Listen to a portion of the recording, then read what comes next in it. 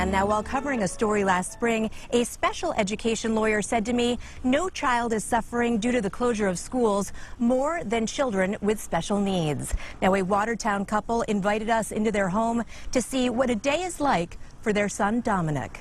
So, what do you want to talk about today? In a day, Dominic would have ESY from 9 to 11:30. Should we show him how to play Uno? Wow! After summer learning, the 9-year-old with autism works one-on-one with a behavioral therapist several times a week. Good game. Then heads to social skills camp, a bright spot after a confusing few months. These children all know each other, so it's really nice. They're very happy to see each other. All the while, Christine Faressa is working full-time from a basement office, leaning on husband Mark, a substitute teacher with summers off, to take the lead with Dominic's schedule. Faressa is the founder of Sun, Moon, and Stars, a support group for parents of kids with special needs. Everyone's having a hard time right now, but our community has been especially rocked by this. Some of our families that we know, they've had to completely rearrange their work schedule, who went on second shift, who went on third shift, taking a leave, taking a furlough. It's been very difficult. I'm joined now by Christine Faressa and also a special education teacher, Stephanie Wanzer from CES.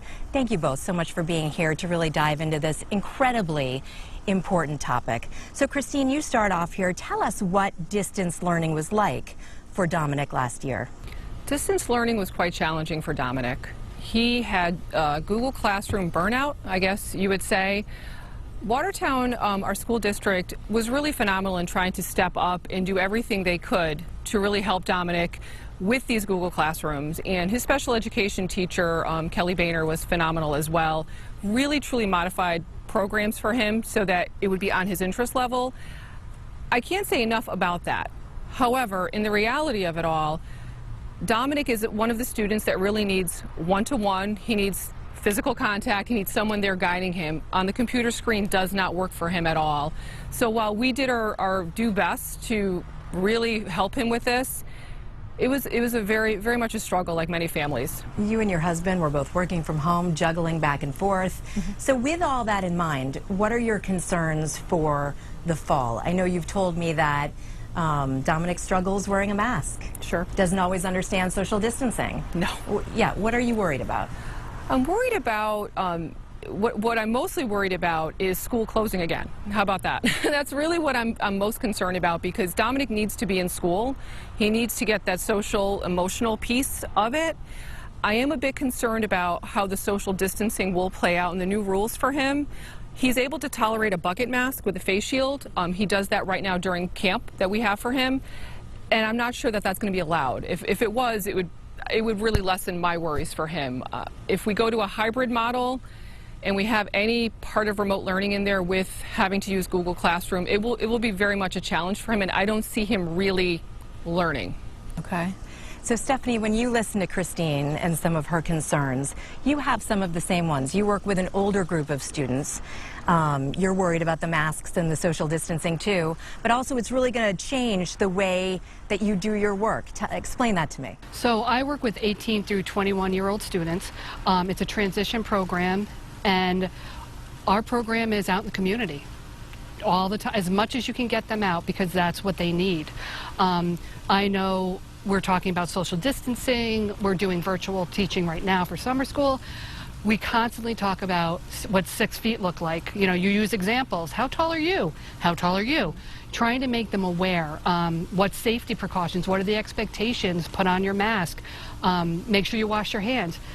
But that's a lot of direction, a lot of reminders, and that's really for kids with autism or learning disabled students.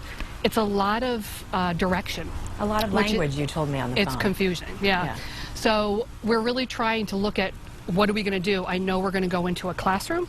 We're going to be in the classroom. That's totally a difference for us. We know they're moving what the classrooms look like, so we're not, 6 feet will be provided because we have the ability. We have the, staff will have face shields. If a student can't wear the mask, we will be totally PPE'd up, smocks, everything that you probably would wear in a COVID hospital.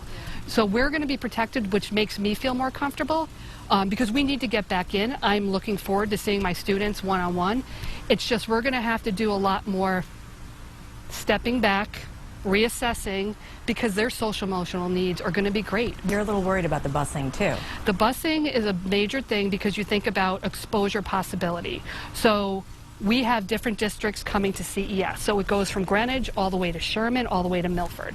You've got kids on a bus for a long period of time wearing a mask, because that's everybody's supposed to be wearing a mask according to the state plan. Are they going to have one when they get on? Is that going to be the first exposure? Are they going to walk into the school building and be able to listen and say, you got to walk away from each other just to be safe? Because that safety is the key. Then the exposure going back on the bus. Right. Well, still so many questions. There are questions about PPTs. There are questions about compensatory education. And you said, Stephanie, on the phone that this is really a situation that you're going to have to figure out as it unfolds. Yeah, sure. And we so appreciate the two of you being here to talk with us about this extremely important issue. Thank you. And we'll figure it out, I guess, as we go along. Thank you. Thank you. And we're going to send it back to you. Thanks so much.